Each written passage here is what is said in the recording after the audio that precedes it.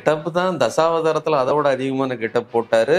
நவராத்திரியில சிவாஜி அதை விட அதிகமாவே போட்டாரு. விஷயம் கெட்டப் இல்லைங்க.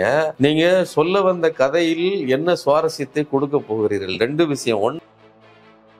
ஒரு படத்தையோ அல்லது ஒரு கருத்தையோ அவர்கள் உருவாக்குகிறார்கள். உங்களை மென்டலி ப்ரிப்பேர் பண்றாங்க. ஆமா, கரெக்ட் தானே. எக்கனாமிக்கலி வீக்கரா இருக்கிறது தானங்க பிரச்சனை. பணம் இருக்கிறவன் எவனாக இருந்தாலும் அவன் மேல வந்துடுறான். ஆனா பணம் இல்லாதவன் கீழே இருக்கிறான். இப்படிப்பட்ட ஒரு ப்ரொஜெக்ஷனை அந்த படம் கொடுக்கிறது. ஊழல் என்பது இவர்களுக்கு பிரதானமானதாக தெரியாது. ஆனா லஞ்சம் என்பது பெரியதாக காட்டப்படுகிறது. ஏன்னா லஞ்சம் வாங்குகிறவர்கள் சாதாரண மனிதர்கள், ஊழல் செய்கிறவர்கள் பெரிய இடத்தை சேர்ந்தவர்கள். இன்னும் சொல்வதாக இருந்தால் வர்க்கத்துல மட்டுமல்ல, வர்ணத்திலையும் பெரியவங்க. ஒரு பார்ப்பன பெண்ணான ஜெயலலிதாவை என்னால விமர்சிக்க முடியாது. அதற்கு என்னிடம் வலு கிடையாது, வக்கு கிடையாது. ஆனா திராவிட அரசியல் பேசுகிற ஒரு தலைவரை நீங்க ஈஸியா விமர்சிக்க முடியும். அதை ஒரு அடையாளமாக காட்ட முடியும். இதுதான் பூணூல் பாசம், பூணூல் திரைக்கதை. இந்த மோடி அரசு வந்ததுக்கு அப்புறம் பெரு முதலாளிகளுக்கு வேவர் ஆஃப், அதாவது தள்ளுபடி செய்யப்பட்ட கடன்களின் அளவு மட்டும் 25 லட்சம் கோடி. இந்த பணம் நீங்க 25 லட்சம் போட்டுக்காங்க. அதுக்கப்புறம் ஒரு 8 சைவர் போடுங்க. போட்டீங்கன்னா எத்தனை கிலோமீட்டருக்கு சைவர் நீளம்? அவ்வளோத்தையும் இந்த மோடி கவர்மெண்ட் இப்ப ஊழல் அப்படிங்கிறது நிறுவனமயமாக்கப்பட்டு அரசே இதை செய்யுது. சிஏஜி அறிக்கையின்படி 7.5 லட்சம் கோடி ரூபாய் இன்னைக்கு மோடி அரசு ஊழல் செஞ்சு வச்சிருக்குது. சுதந்திரம் பெற்று இந்தியாவின் முதல் ஊழல்வாதிக்கு ஒரு அடையாளமாக ஒரு ரோட்டையே வச்சிருக்கோம்னா நாம எவ்வளவு பெரிய ஒரு சதி வலையில் பின்னப்பட்டிருக்கிறோம். கடாகுமாரின் உழைப்பும் பார்ப்பன அக்ரகாரத்துக்கு தான் போயிருக்கிறது. கடாகுமாரினுடைய மாட்டின் உழைப்பும் அதுபட்ட கஷ்டம் கூட மனிஷா கோயராலா வீட்டுக்கு தான் போயிருக்குது. அந்த அம்மா தான் சாப்பிட்டுருக்குது. ஆனா அவர்கள் ஐஐடியில படிச்சுட்டு வெளிநாடு போயிடுறாங்க. கடாகுமார் இந்த ஊர்லயே உட்கார்ந்துருக்கிறார். உண்மையிலேயே தேச துரோகி யார்? பூணூல் போட்ட பாப்பானை நல்லவனா காட்ட முடியும். அவன் வெறும் அப்பள வித்து பிழைக்கிறவன், மற்றவெல்லாம் மாட்டை அடித்து துன்புறுத்தி பிழைக்கிறவன் அப்படின்னு வெவ்வேறு படங்களில் காட்டினாலும் கூட உள்ளூர உங்கள் பூணூல் சிந்தனை என்பது சமூக அக்கறையெல்லாம் கிடையாது, உங்கள் சமூக அக்கறை. அரண்சை நேயர்களுக்கு வணக்கம். நான் மதன் நெறிவுலகன். இன்றைய நமது சிறப்பு விருந்தினர் தோழர் சுமன் கவி அவர்கள். நிறைய விஷயங்கள் விவாதிக்க இருக்கிறோம். அவரை வரவேற்கலாம். வணக்கம் தோழர். வணக்கம் தோழர். இப்போ இந்தியன் பார்ட் 2 ரிலீஸ் ஆக போகிறது. ட்ரெய்லரும் வந்துருச்சு. ரொம்ப பரபரப்பா ஒவ்வொருத்தரும் கருத்துக்கள் எல்லாம் சொல்லி ஓய்ந்திருக்கிறார்கள். ஒரு மேக்கப் அப்படி இருந்தது, இப்படி இருந்தது, அந்த படத்துல அப்படி இருந்தது, இந்த படத்துல இப்படி இருக்குது, இப்படி பல விஷயங்கள் பேசியிருக்கிறாங்க. இன்றைய காலகட்டத்துக்கு அது பொருத்தமான படம் தானா, இப்படியான விவாதங்கள்லாம் வந்துட்டு இருக்குது.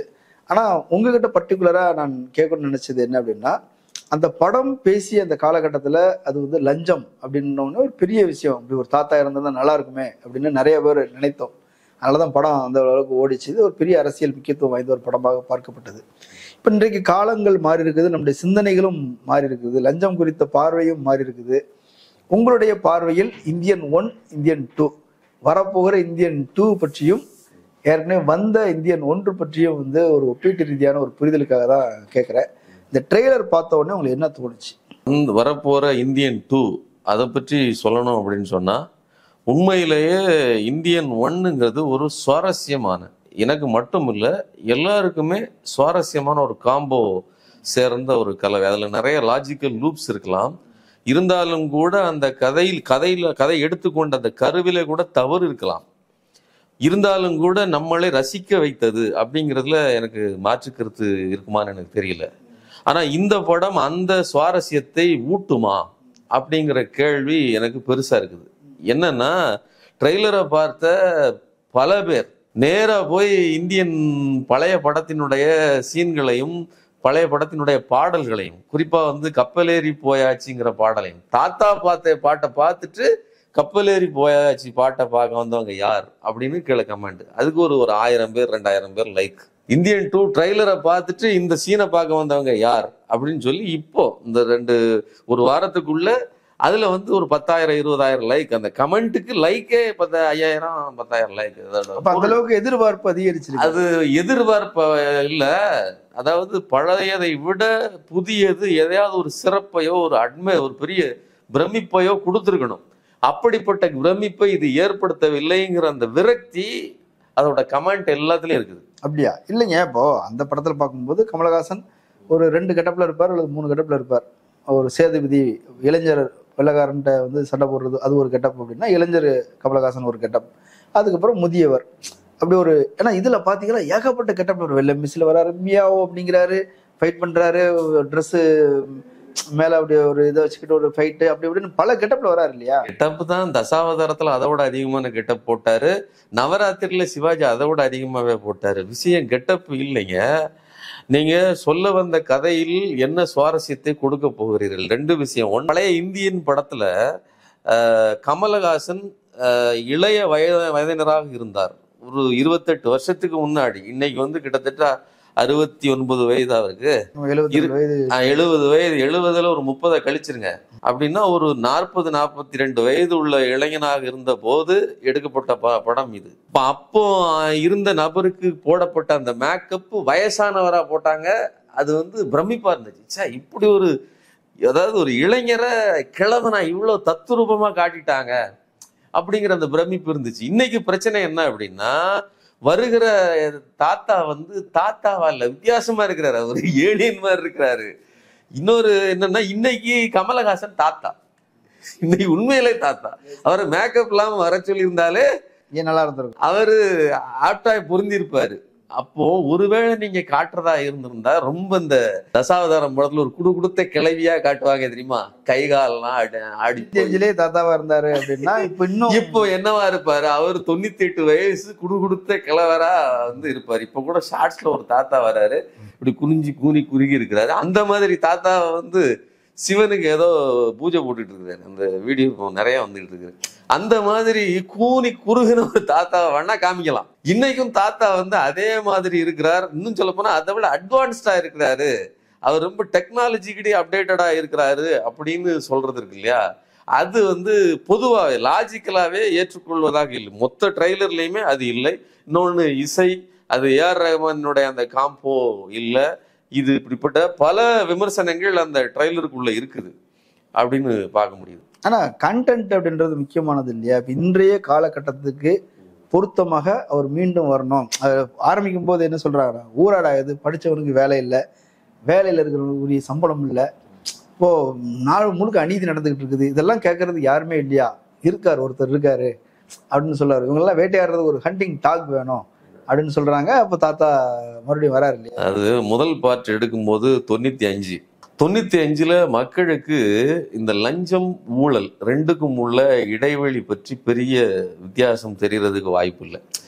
லஞ்சம் தான் மக்களுக்கு பிரமாண்டமானதாக தெரிஞ்சுது. இப்போ நீங்கள் வந்து ஒரு இடத்துக்கு போனீங்கன்னா ஒரு 1000 ரூபா 2000 ரூபா இல்லைன்னா ஒரு பியூன் கேட்கறது, இல்லைன்னா ஒரு என்ன சொல்றது, ஒரு காவலர் வந்து போக்குவரத்து காவலர் உங்களை நிறுத்தி ஒரு 50 ரூபா கொடு அப்படின்னு கேட்கறதெல்லாம் வந்து மிகப்பெரிய குற்றமா தெரிஞ்சுது.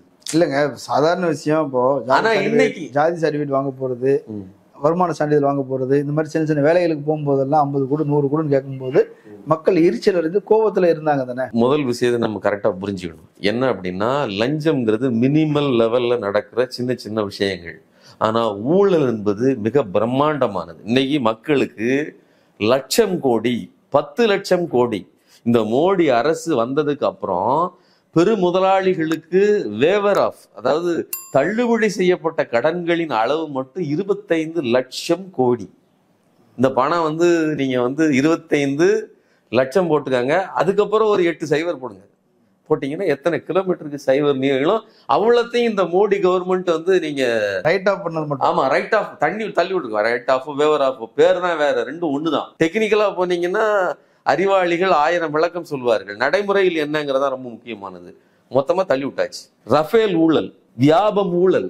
இப்ப ஊழல் அப்படிங்கிறது வந்து நிறுவனமயமாக்கப்பட்டு அரசே இதை செய்யுது.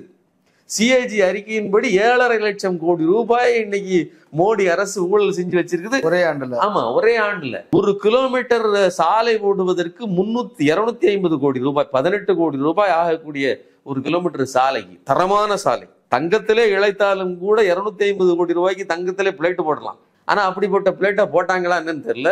அப்படி ஒரு கணக்கு எழுதி வைத்திருக்கிறார்கள். இந்த இதுல இன்னும் மோசம் என்னன்னா, அந்த சாலையை போடுவதற்கு கவர்மெண்ட் ஒரு ரேட் பிக்ஸ் பண்ணும் இல்லையா, அந்த ரேட்டுக்கு முன்னகிட்டு இவங்க வந்து ஒரு அந்த இடத்தை வாங்கி மறுபடி அதுக்குள்ளேயே வித்து, பாஜக காரர்களே அந்த பாதையில் இருக்கக்கூடிய பகுதிகளை வாங்கி விற்று அதுலயும் ஒரு ஊழலை செய்திருக்கிறாங்க. இப்ப எதுக்கு சொல்றோம் அப்படின்னா, இங்க கட்சி ரீதியாக பாஜக என்பது மிகப்பெரிய ஒரு நிறுவனமயமாக்கப்பட்ட ஊழலை செய்து கொண்டிருக்கிறது. இப்ப இந்த ஊழலை பத்தி எல்லாம் இந்தியன் பேச மாட்டார். இல்ல, ஊழல் பற்றி பல படங்கள் வந்திருக்குது. நான் குறிப்பா லஞ்சத்தினால் வரக்கூடிய பாதிப்புகளை நகராட்சியில, மாநகராட்சியில, இந்த மாதிரி உள்ளாட்சியில, பேரூராட்சியில வாங்கக்கூடிய லஞ்சம், இதனால வரக்கூடிய பாதிப்புகளை அட்ரஸ் பண்றேன்னு சொல்றாரு. இது எளிய ஒரு விஷயம். சாதாரண மக்கள், இப்போ நீங்க நல்லா கவனிங்க, இந்தியன் தாத்தா ரோட்ல வருவாரு, ஒரு பைக்காரன் ஒருத்தர் நிப்பாட்டினாருன்னு சொல்லி ரோட்டை கிராஸ் பண்ணி நிறுத்தினதுனால ஒரு போக்குவரத்து காவலர் அந்த குடும்பத்தை பிடிச்சி நிறுத்தி, ஹஸ்பண்ட் அண்ட் ஒய்ஃபோட நிறுத்தி, இப்படி முரட்டுத்தனமா எந்த ஒரு காவலரும் நடந்ததா எனக்கு தெரியலைங்க. நானும் இந்த சென்னை ஊர்ல இருக்கிறேன். சென்னை ஊர்ல இப்போ சார்ஜ் எல்லாம் அதிகமா இருக்குது, எல்லா பிரச்சனைகளும் இருக்குது. நமக்கே அவர்கள் கேட்கிற ஹெல்மெட் போடலன்னா 1000 ரூபாங்கிறது பக்குன்னு மனசை பிடிக்கிற மாதிரி தான் இருக்குது. குடிச்சிருந்தா 10,000 ரூபாய் ஃபைன்ங்கிறதெல்லாம் ரொம்ப அச்சுறுத்துவதாகத்தான் இருக்குது. ஆனா ஒரு விஷயம் உறுதி என்ன அப்படின்னா, ஹெல்மெட் போட்டிருந்தாலும் முன்னாடியும் பின்னாடியும் கணவன் மனைவி 2 பேரும் ஹெல்மெட் போட்டிருந்தா பிடிக்கிறது இல்லை. அதே மாதிரி செல்போன் பேசாம போனீங்கன்னா பிடிக்கிறது இல்லை. நீங்க ஹெட்போனை மாட்டிட்டு போட்டீங்கன்னா அதே மாதிரி நோ பார்க்கிங், அதுல பிடிக்கிறது இல்லை. இப்ப இந்த மாதிரி அதாவது பிடிக்கக்கூடிய இடங்கள் என்பது எங்கெல்லாம் நீங்க தப்பு செய்றீங்களோ அங்க பிடிக்கிறாங்க. எங்கெல்லாம் நீங்கள் வழுவுகிறீர்களோ அல்லது தவறு செய்கிறீர்களோ, இப்போ நீங்க உண்மையிலேயே சரிபடுத்துறதுக்கு சிஸ்டம் இருக்குது. அப்ப பிடிக்கும் போது நீங்க என்ன பண்றீங்க, இன்னும் கூடுதலா இப்ப என்ன ஆயிருது அப்படின்னா, நீங்க போலீஸ்காரருக்கெல்லாம் பணம் கொடுக்க முடியாது, நேரடியா அந்த பணம் அங்க போய் உங்களுக்கு பில்லாவே வந்துருது. இல்ல, அது இன்னைக்கு அப்படி மாறி இருக்குது. தவறு செய்தவர்கள்ட்ட அவங்க லஞ்சம் வாங்கிக்கிறாங்க. ஆமா, இல்லன்னா அனுப்பிடுறேன், பேப்பரை காட்டுறாங்க, இல்லன்னா கிடையாது. ஆனா படத்துல வர்றது அவர் காட்டுவது என்ன அப்படின்னா, ஒரு முரட்டுத்தனமா பான் பராக் போட்டுட்டு நிக்கக்கூடிய ஒரு முரட்டுத்தனமான போலீஸ் அதிகாரி. அவர் ரவுடித்தனமா பேசுவார். ஆமா சார், சீக்கிரம் போகணும் சார், இரியா ஏன் தள்ளி நிறுத்துற அப்படின்னு இவர் ரூல்ஸையே பிரேக் பண்ணி இவர் அவர்கிட்ட பணத்தை பிடுங்குகிறார் அப்படின்னு காட்டுறாரு. அப்படி எந்த இடத்துலையும் பிடுங்கப்பட்டதாக இல்லை. ஒண்ணு.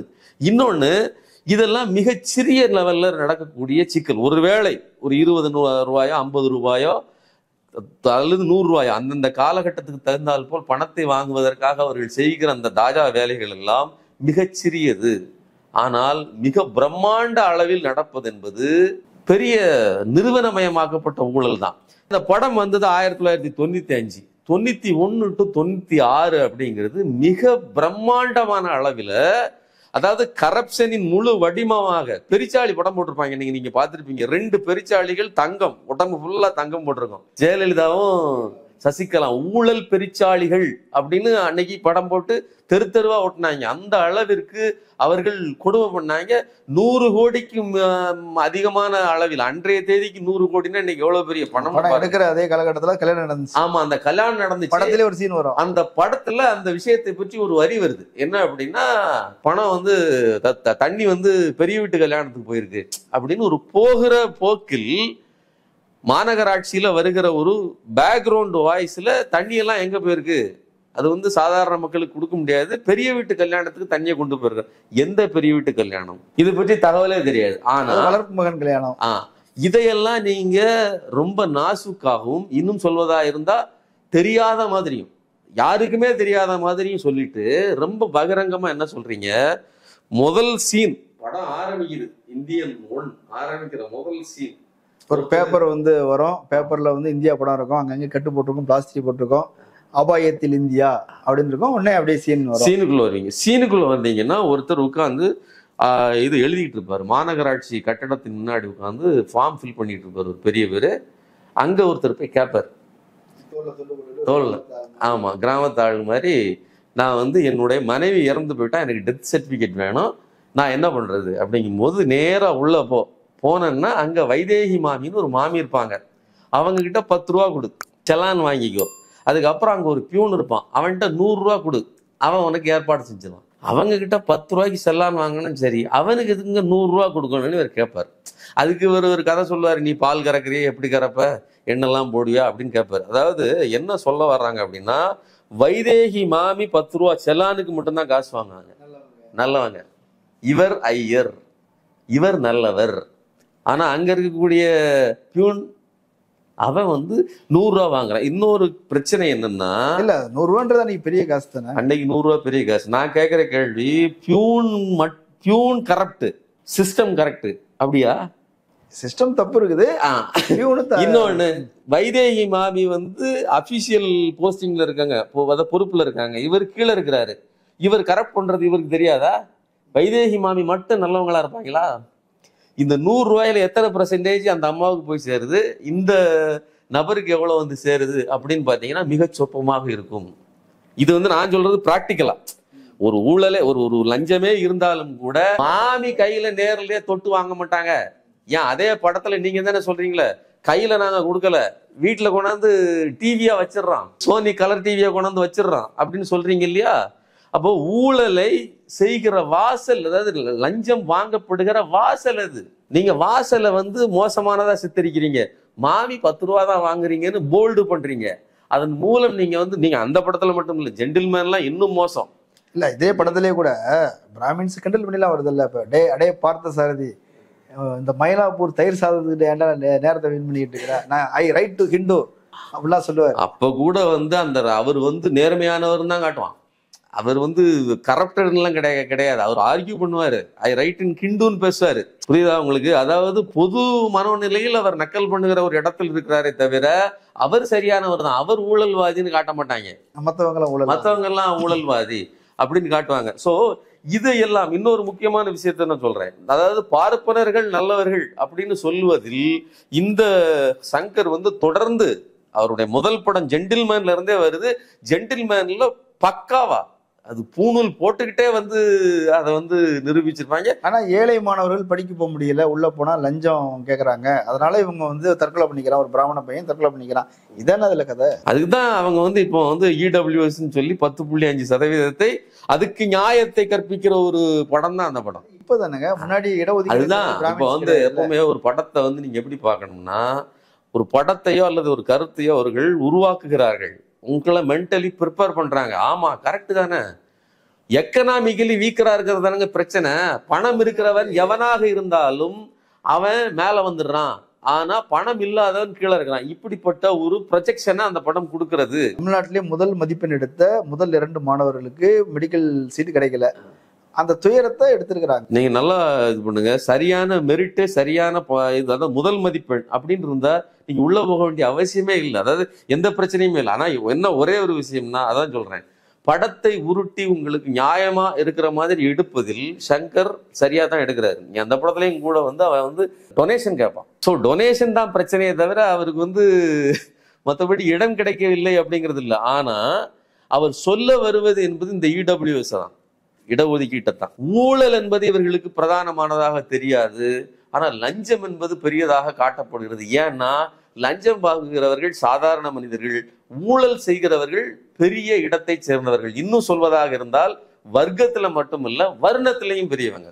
இவர் உயர்ந்தவர்கள் நல்லவர்கள் சொல்கிற பார்ப்பன வர்ணத்தார் தான் அதிகமா ஊழல் செஞ்சவங்க. நான் உதாரணமே சொல்றேன், சுதந்திர இந்தியாவில் ஜெயலலிதா ஆட்சி காலத்துல ஊழல் நடந்தது, அதெல்லாம் இருந்தது. அதை பத்தி ஒரு தகவல், ஆளுங்கட்சியா இருக்கிறாங்க, எதிர்க்கிறதுக்கான வேண்ட தைரியம் இல்லை, நான் ரொம்ப சாதாரண ஆளு, அதனால சிம்பிளா கூட வந்து அதை சொல்லிட்டு மறைமுகமா வந்து சொல்லிருக்கலாம் இல்லையா, கீழ் மட்டத்துல வந்து நம்ம அட்ரஸ் பண்ணலாம்னு சொல்லிருக்கலாம் இல்லையா. இதுல இந்த இப்போ ஜெயலலிதாவை எதிர்க்க முடியாது, என்னால் ஜெயலலிதாவை அப்போஸ் பண்ண முடியாது, ஜெயலலிதாவை எதிர்த்து ஒரு குறியீடாக கூட ஒரு பெண்ணையோ ஒரு நிர்வாகியோ என்னால் காட்ட முடியாது, அந்த அளவுக்குலாம் நான் வந்து படம் வைக்க, அதாவது சீன் வைக்க மாட்டேன் அப்படின்னா, 93ல வந்து ஜென்டில்மேன் படத்துல சரியா ஒரு சீன் வைக்கிறாரு. அதாவது வில்லனை அப்படியே கலைஞர் மாதிரியே சித்தரிக்கிறாரு. நீங்க வந்து சோப்பு துண்டு, ஆமா கடைசி சீன்ல வந்து வில்லன் வந்து இந்த நீதிமன்றத்தில் இந்த கூண்டுகளை நிற்கும் போது தூக்கு மேடை எனக்கு பஞ்சு மத்தை அப்படின்னு சொல்லி கலைஞர் பேசிய வசனத்தெல்லாம் பேசுறாரு. அந்த சீன்ல எண்டுல வந்து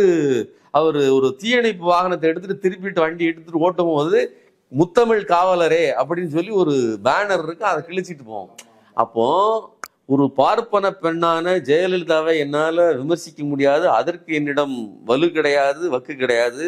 ஆனா திராவிட அரசியல் பேசுகிற ஒரு தலைவரை வந்து நீங்க ஈஸியா விமர்சிக்க முடியும், அதை வந்து ஒரு அடையாளமாக காட்ட முடியும். இதுதான் வந்து பூணூல் பாசம், பூணூல் திரைக்கதை அப்படின்னு சொல்றோம். நாம் என்ன சொல்றோம்னா, இப்ப இந்த ஊழல் விவகாரத்துல மக்களுக்கு தெளிவான புரிதல் வேணும். லஞ்சம் எல்லாம் சாதாரணமாக சிறிய அளவில் கீழே நடக்குது. ஊழல் என்பது மிக பிரம்மாண்டமான அளவில் ஒன்று குவிக்கப்பட்ட அளவில் பெருசா நடக்குது. இந்த ஊழலில் பெரும்பாலும் பார்ப்பனர்களும் அதுக்கு அடுத்த உயர் வர்ணத்தாரும் வர்க்கத்தாரும் தான் அதுல வந்து ஈடுபடுறாங்க. குறிப்பா இந்தியாவின் முதல் ஊழல் அப்படின்னு சொன்னீங்கன்னா டிடி கிருஷ்ணமாச்சாரி அப்படிங்கிற நபர், தமிழ்நாட்டை சேர்ந்தவர்.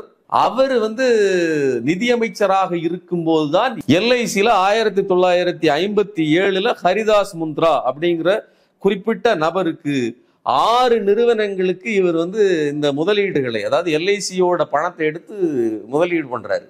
அதாவது குரோனிக் கேபிட்டலிசம். இன்னைக்கு எப்படி வந்து எல்ஐசியினுடைய பங்குகளை எடுத்து கோடிக்கணக்கான ரூபாயை வந்து அதானியினுடைய பாக்கெட்டுக்கு மோடி செய்கிறாரோ அதே வேலையைத்தான் நம்ம டிடி கிருஷ்ணமாச்சாரியார் செய்தார்.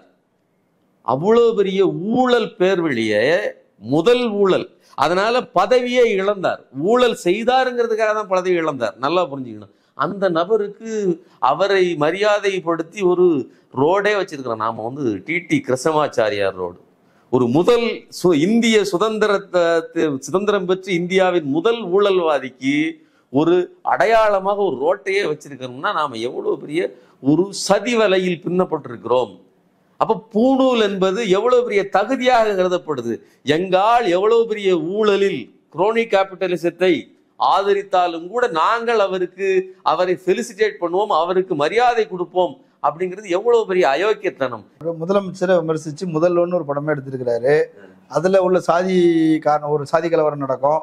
அப்போ ஒவ்வொரு நாட்களையும் ஒவ்வொரு சாதி அப்படின்ற மாதிரி பொதுவாக தமிழ்நாட்டு முதலமைச்சருடைய பொதுத்தன்மையை வச்சுதான் விமர்சனம் பண்ணி தான் படம் எடுத்திருக்கிறாரு. அதுல கூட வந்து தமிழ்நாட்டு முதல்வர் கருணாநிதி அவர்களை கிரிட்டிசைஸ் பண்ற மாதிரி தான் அந்த படங்களையே வந்து வடிவமைத்திருப்பார். ஸோ மறுபடியும் நான் என்ன சொல்றேன்னா, இவர் சாதிய பாசத்தோடு சாதாரண மக்கள் அவர்கள் செய்கிற இடைஞ்சல்கள், இடையூறுகள், நீங்க எந்திரன் படத்திலே பாத்தீங்கன்னா ஒரு பார்ப்பன பெண்ணான இவர் வந்து ஐஸ்வர்யா ராய் வந்து படிச்சுக்கிட்டு இருப்பாங்க.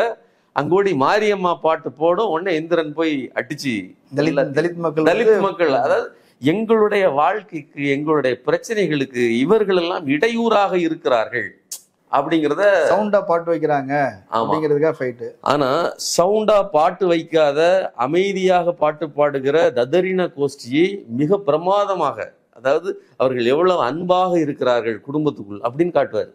நீங்க அந்நியன் படத்துல பாத்தீங்கன்னா அவங்க அப்படியே அந்யோன்யமா ஒருத்தருக்கு ஒருத்தர் பேசிக்கிட்டு சிரிச்சுக்கிட்டு. இன்னும் ஒரு விஷயம் என்னன்னா, அவர் படங்கள்ல வர அந்த காமெடி ட்ராக் இருக்குல்ல, அது உண்மையிலேயே அது பார்ப்பன ட்ராக் கிடையாது. வருகிற விவேக் வந்து பார்ப்பனரா காட்டப்படுவாரே தவிர அவர் கிரிட்டிக்காவே இருப்பாரு. கவுண்டமணியும் பாருங்க, அந்த படத்துல வந்து அவர் நான் பிராமின் தான் இருந்தாலும் கூட அந்த பிராமினிக்கல் இதை வந்து கிரிட்டிக் பண்ற ஒரு யதார்த்தமான மனிதனாக காட்டப்படுவார்கள். உண்மையிலேயே எல்லா காலத்திலையும் காமெடியர்கள் தான் சரியான புள்ளிகள் இருக்காங்க. அதனாலதான் பார்த்தசாரதி அப்படின்னு சொல்லுகிற அந்த வசனத்தை வைக்க வேண்டியது இருக்குது. அது ஒரு யதார்த்த நிலைமை. ஸோ அந்த வகையில பார்க்கும்போது அதே மாதிரி சித்ரா ராமகிருஷ்ணன் அப்படிங்கிற லேடி, அவங்க வந்து 2013 16 வரையிலையும் செபி அப்படின்னு சொல்ற இந்த பங்கு சந்தையினுடைய இயக்குனர் பொறுப்புல இருக்காங்க. கோடிக்கணக்கான ரூபாய் அந்த ஊழல் நடந்ததாக அந்த குறிப்பிட்ட காலகட்டத்தில் மட்டும் 2013 to 2016 கோடிக்கணக்கான ரூபாய் ஊழல் நடத்தப்பட்டிருக்குது. அந்த அம்மா மேல அந்த கேஸ் போடப்பட்டுச்சே தவிர இன்னைக்கு வரையிலும் எந்த ஒரு நகர்வும் இல்லை. செஷல் தீவுல தான் அந்த அம்மா வந்து பெரும்பாலும் மீட்டிங்குகளை எல்லாம் வைப்பார். அங்கேதான் அவர்களுடைய பொதுவான பணம், அதாவது செஷல்ஸ் தீவுங்க நமக்கு தெரியும் ஏற்கனவே, அதாவது வரியில்லா சொர்க்கம், ஊழல் பணத்தை எல்லாம் வந்து கொட்டி குவித்து வைத்திருக்கிற இடம் பனாமா தீவுகள், செஷல்ஸ் தீவுகள், ஸோ மொரீஷியஸ், இந்த மாதிரி தீவுகளில் தான் பணத்தை குவித்து வைத்திருக்கிற ஒரு பெண்மணி. அந்தம்மா என்ன சொன்னிச்சு, இந்த பிரச்சனையெல்லாம் மேலெழுந்து பிரச்சனை அப்படி பொங்கி வரும்போது என்ன சொன்னாங்க தெரியுமா, இமயமலையிலிருந்து ஒரு பாபாஜி எனக்கு சொன்னார், அவர் சொல்லியபடிதான் நான் முடிவெடுத்தேன். யாரு?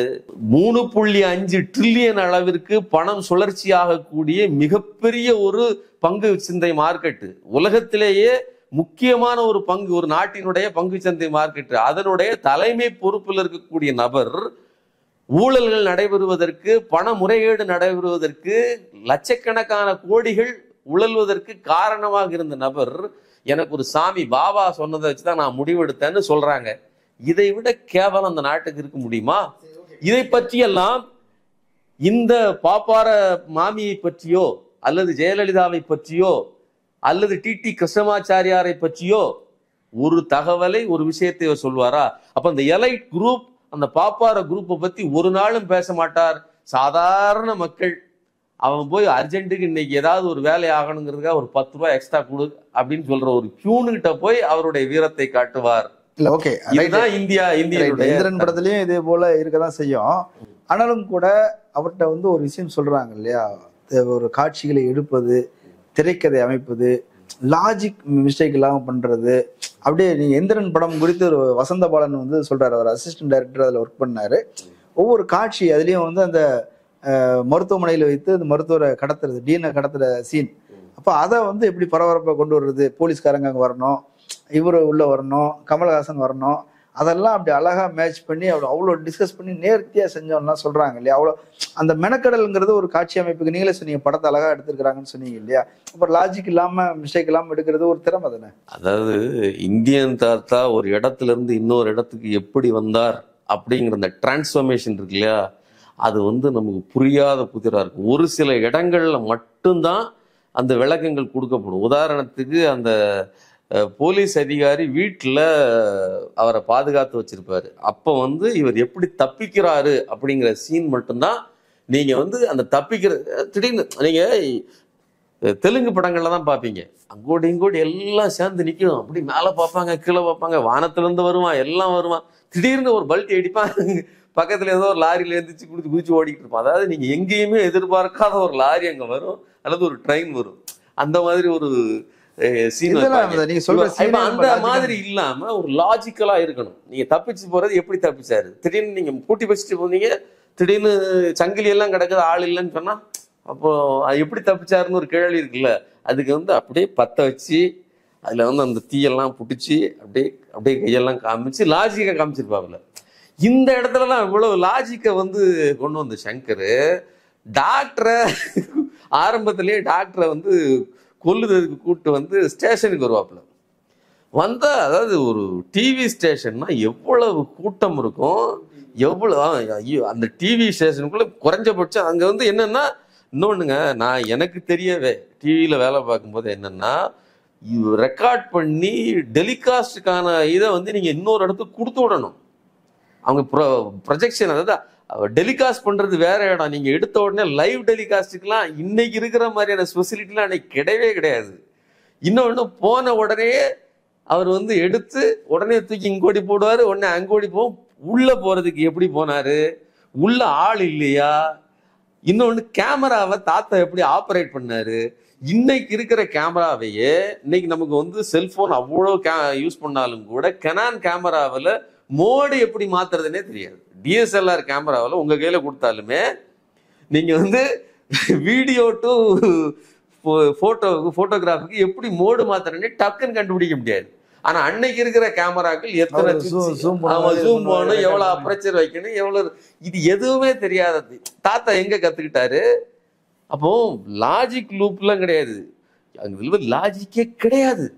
இவ்வளவு பெரிய பிளண்டர் மிஸ்டேக் வந்து இதை வந்து நாம சங்கத்தை எதிர்பார்க்கவே இல்லை.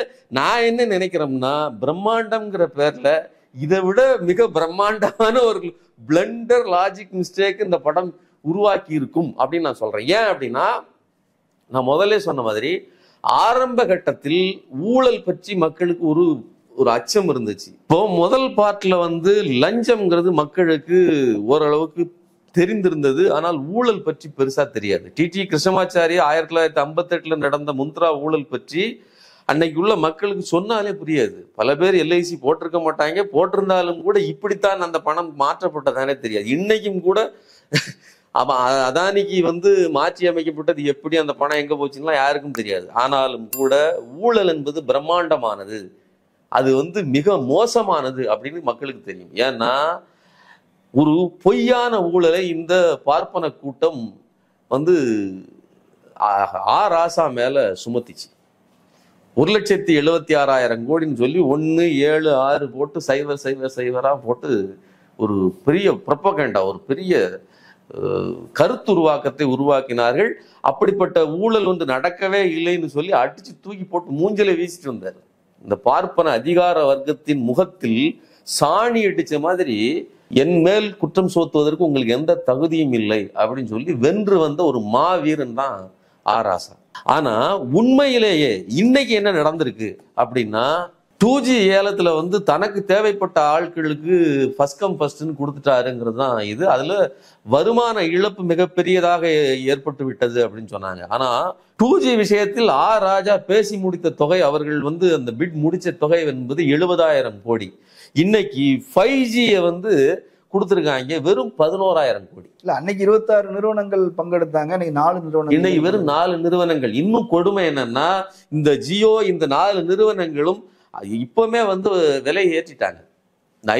அந்த 5Gயோட பணம், இந்த நம்மளுடைய டேரிஃப் எல்லாம் எகிரிடுச்சு. ஸோ ஒரு பக்கம் வெறும் 11,000 கோடி, அதுவும் வெறும் 5 நிறுவனங்கள் தான். அன்னைக்கு 20 நிறுவனங்கள் போட்டியிட்டு அதுல ஃபர்ஸ்ட் கம் ஃபர்ஸ்ட்னு அவர் செலக்ட் பண்ணி அதுல எந்த ஒரு சமரசமும் செய்யாம 70,000 கோடி ரூபாய்க்கு அந்த 2G அலைக்கற்றை ஒதுக்கினார். அது குற்றம்னு சொல்லி இந்த பார்ப்பன ஊடகங்கள் ஒரு பொய்யான செய்தியை பரப்பியது. இன்னைக்கு அதை விட மோசமான ஒரு இதைத்தான் இன்னைக்கு நடத்தி முடிச்சிருக்காங்க. இதற்காக அண்ணா ஹசாரே உண்ணாவிரதம் இருந்தார். இதையெல்லாம் பார்த்தோம். நாம ஒரு விஷயம், இந்த அண்ணா ஹசாரே இந்த இந்தியன் தாத்தான்னு சொல்லும் போது இந்த அண்ணா ஹசாரையும் சொல்ல வேண்டியது இருக்குது.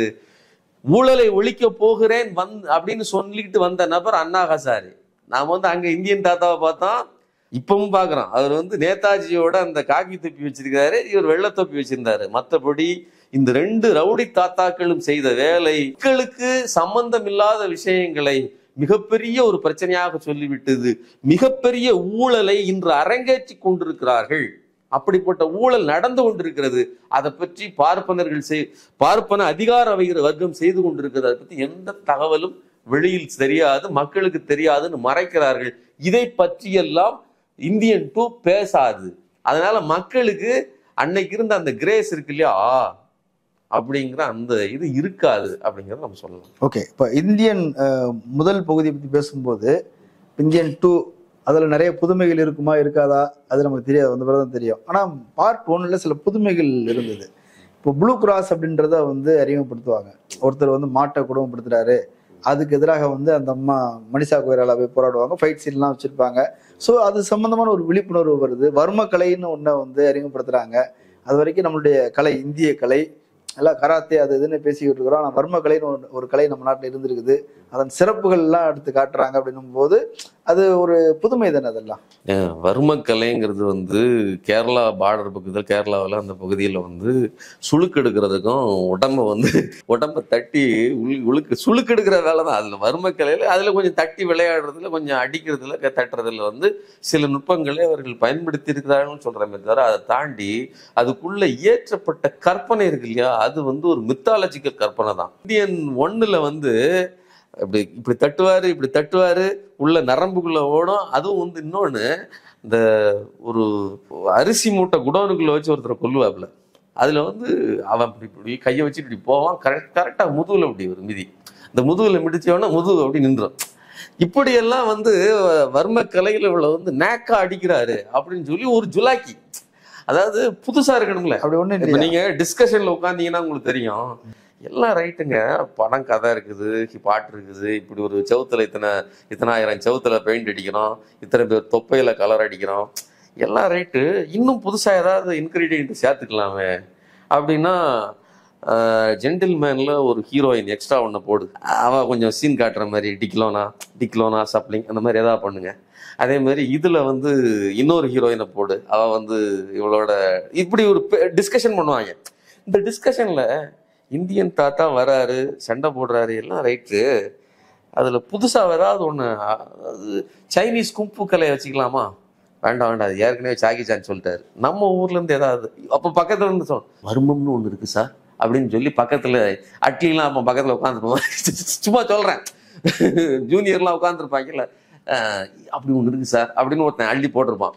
அப்படியா, உடனே எடுத்து வா அப்படின்னு சொல்லி ஒரு 10 புத்தகத்தை பார்த்துட்டு, உடனே சரி சூப்பரா இருக்கு, உடனே டெவலப் பண்ணுன்னு உருட்டி விட்ட கப்சா கதை தான் இது. அது சுளுக்கு எடுக்கிறது. இப்போ போனீங்கன்னா நீங்க காலில் மிதிச்சு மசாஜ் எல்லாம் வந்து நீங்க கேரளால நல்லா பண்ணுவாங்க. அதோட சேர்ந்த ஒரு தற்காப்பு கலை தான். அந்த கலையில வந்து நீங்க அப்படி ஒன்றும் பிரமாதமாலாம் அடிச்சு வீழ்த்திட முடியாது. அதுல சில நேக்குகள் இருக்கலாமே தவிர அப்படி தட்டின உடனே அப்படியே உள்ளுக்குள்ள சுத்திட்டு போய் அப்படியே உச்சந்தலையில போய் குறிப்பிட்ட அந்த ஒரு நியூரான் நரம்பை மட்டும் செயலிழக்க வைக்கும்லாம் ஒண்ணும் கிடையாது. அடிச்சா இந்த கையை உடையும்னு வேணா நீங்க சொல்லலாம். இங்க தட்டுனா இங்க போய் வேலை செய்யும்னு காட்டுறீங்க இல்லையா, பக்கவாதம் வரும். இதெல்லாம் வந்து புருடா கதை. இந்த கதை வந்து இந்த படத்துல எடுபடுமா? ஏன்னா அதுக்கப்புறம் ரெண்டாவது ஒரு உருட்டுனாங்க 7ஆம் அறிவுல அவர் நோக்கு வர்மத்தில் கை வச்சு தட்டுறதே கப்சா கதையா இருக்குது. அப்புறம் இந்த நடந்தது என்னன்னு ஒண்ணு வந்துச்சு. அதுக்கப்புறம் அவங்க நேர்லயே போயிட்டாங்க கேமரா தூக்கிட்டு. வர்ம கலைன்னா என்ன, நோக்கு வர்மம்னா ஒண்ணு இருக்குதா அப்படின்னு பார்த்து குறுகுறுன்னு பார்த்துட்டு இருக்க வேண்டியதான். நானே வேலை பார்த்தேன். அதுல கேமரா தூக்கிட்டு வச்சுட்டு இருக்கிற அவர் இப்படி குறுகுறுன்னு பார்த்துட்டு இருக்காரு. கேமராவிலே ஒண்ணும் நடக்கல, அவர் கண்ணுலயும் ஒண்ணும் நடக்கல. இந்த புருடா கதை இந்த படத்தில் எடுபடாது அப்படின்னு நினைக்கிறேன். ப்ளூ கிராஸ் வச்சு ப்ளூ கிராஸ்ங்கிறது நம்ம ஏற்கனவே சொன்னதுதான். இந்த விவகாரம் வந்து இது வந்து பார்ப்பனர்களுடைய தனிப்பட்ட ஒரு பிரயத்தனம். அவர் விலங்குகள் மீது ஒரு அக்கறை எடுத்து சேர்றது. அவர்களுக்கு மனிதர்கள் மேல் அக்கறை இல்லை. மனிதர்கள் மேல் அவர்களுக்கு துளி அளவு கூட மரியாதை இல்லை. நான் என்ன கேட்கிறேன், கடாகுமார் மாட்டை முதல் விஷயம், மாட்டை பயன்படுத்துகிற நபர் ஒரு நாளும் மாட்டை அவ்வளவு கொடுமைப்படுத்தி தான் பயன்படுத்த மாட்டார். ஒருவேளை அவர் கொடுமைப்படுத்தினாலும் கூட, நீங்க அவன் படத்துல சொன்ன மாதிரி அப்படி ஒண்ணு இருந்தாலும் கூட அவருடைய சொத்து அதை வந்து அழிச்சிடணும்னு அவர் செய்ய மாட்டாரு. இன்னொன்று அவர் தனிப்பட்ட முறையில் மாட்டோடு பாசமே வச்சிருப்பாங்க. ஏன்னா ஏறி உட்காந்தீங்கன்னா வண்டி தானா போவோம். இங்க போனோம்னா அதுக்கு மாட்டுக்கே தெரியும். அந்த அளவுக்கு மாட்டோட இவங்க வந்து கனெக்ஷன்ல இருப்பாங்க, பராமரிச்சு தான் வச்சிருப்பாங்க. ஆமா. அதனால இன்னொன்னு ஹெவி லோடு ஏத்துறது இந்த விவகாரத்துல எல்லாம் மாட்டோடு வாழ்கிறவனுக்கு தெரியும் மாட்டை எப்படி டீல் பண்ணணும்னு. அதனால கடாகுமார் வந்து மாட்டை எப்படி பராமரித்திருப்பார், எப்படி உறவோடு உறவாடுவாருங்கிறது கடாகுமாருக்கு தெரியும். ஆனா கடாகுமார திருட்டு பையன்னு சொல்வதில் தான் பார்ப்பன அயோக்கியத்தனம் இருக்குது. ஆனா ஒரே ஒரு விஷயம் சொல்றேன், கடாகுமாரு 10 மூட்டை அரிசியை கொண்டு போய் போட்டாரு, யார் வீட்டுக்கு போட்டாரு? அது ஒரு பாப்பார அக்ரகாரத்துக்கு போகலையா? கடாகுமாரின் உழைப்பும் பார்ப்பன அக்ரகாரத்துக்கு தான் போயிருக்கிறது. கடாகுமாரினுடைய மாட்டின் உழைப்பும் அதுபட்ட கஷ்டமும் கூட மனிஷா கோயராலா வீட்டிற்கு தான் போயிருக்குது. அந்த அம்மா தான் சாப்பிட்டு இருக்குது. ஆனா அவர்கள் ஐஐடியில படிச்சுட்டு வெளிநாடு போயிடுறாங்க. கடாகுமார் இந்த ஊர்லயே உட்கார்ந்துருக்கிறார். உண்மையிலேயே தேச துரோகி யார்?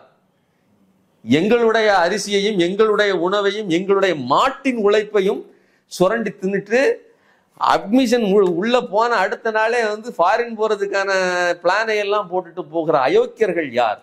இவர்களையெல்லாம் பற்றி நீங்க படம் எடுக்க மாட்டீங்க. ப்ளூ கிராஸ் மொத்தமா அப்படி சொல்லி அதுதான் சொல்றேன். இவங்க வந்து ரோட்ல நிக்கிற நாயெல்லாம் கூப்பிட்டு அதுக்கு வந்து டின்ல சாப்பாடு வைப்பாங்க. அந்த நாயால் எத்தனை பேருக்கு எவ்வளவு பிரச்சனை, அங்க நிக்கிற பச்சை புள்ளிகளை எத்தனை நாய் கடிச்சு எத்தனை குழந்தைகளை கடிக்குது, இதை பற்றி இவர்கள் என்னைக்காவது கவலைப்பட்டிருக்காங்களா? எத்தனை குழந்தைகள் செத்து போகுது, என்னைக்காவது பார்ப்பன மூளையில் செத்து போகிற குழந்தைகள் பற்றி கவலை உண்டா? ஆனா அவர்களுக்கு வந்து ப்ளூ கிராஸ் அந்த நாய் மேலதான் அவங்க வந்து பூ மாதிரி. அவங்களோட மனிஷா கோயரால அப்படியே கசங்கிடுவாரு, பூ மாதிரி. மாட்டை பார்த்தோன்னே கசங்கிடுவாரு. ஆனா மனிதர்கள் எவ்வளவு கஷ்டப்படுறாங்க. அவங்க எதுக்கு, ஒருவேளை இந்த மாட்டோடு அவர்கள் மல்லு கட்டிக்கிட்டு வாழ்ந்தாலும் எதுக்காக அவர்கள் மல்லு கட்டுகிறார்கள்? வெறும் அன்னைய தேதிக்கு 10-20 ரூபா இல்லை 30 ரூபா சம்பளத்துக்கு தான் அவன் கஷ்டப்பட்டிருப்பான். நீ வந்து குரங்கு வளர்க்குற அளவுக்கு வசதியா இருக்கிற, சென்னையில குரங்கு வளர்க்குற அளவுக்கு ஒட்டகம் வளர்க்குறாங்க, அதெல்லாம் இருக்கட்டும், வசதியானவங்க அப்படி கூட இருக்கட்டும். ஆனா சங்கரை பொறுத்த வரைக்கும் பல்வேறு பிரச்சனைகளை அட்ரஸ் பண்ணிட்டு இருக்கிறாரு. நீங்க சரி சொல்லலாம், தப்பு சொல்லலாம், அது விவாதத்துக்கு கொண்டு வர. இப்ப கருப்பு பணம் மேட்டர்லாம் வந்து விவாதத்துக்கு கொண்டு வராரு சிவாஜி படத்துல.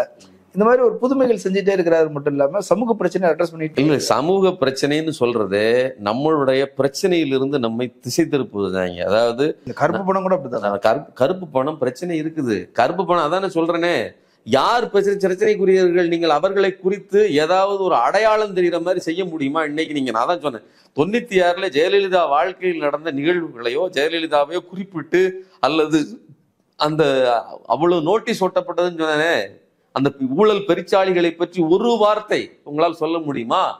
ஒரு காட்சி வைக்க முடியுமா? ஆனா முத்தமிழ் அறிஞரேன்னு கலைஞரை உங்களால் விமர்சிக்க முடியும். ஒரு பொன்னம்பலத்தை சாதாரண நபரை உங்களால் விமர்சிக்க முடியும். பூணூல் போட்ட பாப்பானை வந்து நல்லவனா காட்ட முடியும். அவன் வெறும் அப்பள வித்து பிழைக்கிறவன், மற்றவெல்லாம் வந்து மாட்டை அடித்து துன்புறுத்தி பிழைக்கிறவன் அப்படின்னு வெவ்வேறு படங்களில் காட்டினாலும் கூட உள்ளூர உங்கள் பூணூல் சிந்தனை என்பது சமூக அக்கறையெல்லாம் கிடையாது. உங்கள் சமூக அக்கறை, எங்கள் மேல் உங்களுக்கு துளி அளவும் கருணையோ அன்போ கிடையாது. அதனால இவர் படத்தை பார்த்து ஏமாந்து விடக்கூடாது என்பதான் என்னுடைய கருத்து. ஓகே, நிறைய விமர்சனங்களை சொல்லியிருக்கிறீங்க. படம் வந்து மீண்டும் நம்ம பேசலாம். கலந்து கொண்ட கருத்துக்களை பகிர்ந்தமைக்கு நன்றி. நன்றி. நேரில் மற்றொரு விருந்தினரோடு மீண்டும் சந்திக்கலாம். நன்றி.